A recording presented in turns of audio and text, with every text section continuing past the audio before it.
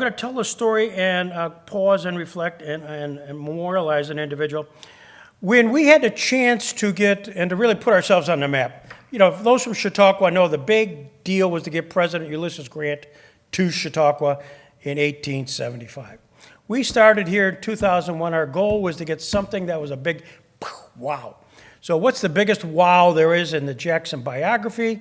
But Chief Justice William Rehnquist, who was a clerk for Robert H. Jackson. You don't get any bigger than that. And as Stan and Riley and others would know, it's a huge get.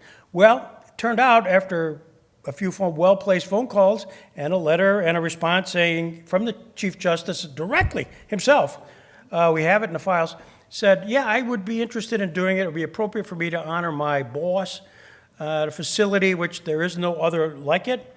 And he said he had one requirement because he had a very serious back, that he needed to come up on a private jet. Now, of course, he said, is that okay?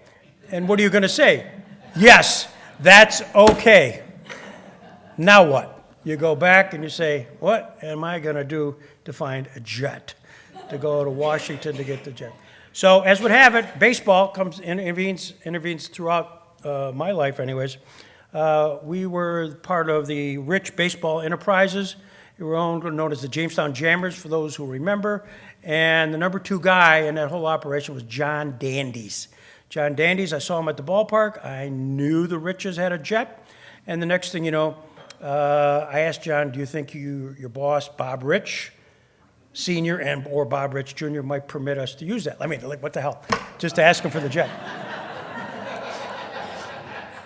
And so John took it back, and as would have it, he did. They agreed, and now I could check the box, and we had Rehnquist here, and that really launched us. And that's John Dandes, who passed away this year.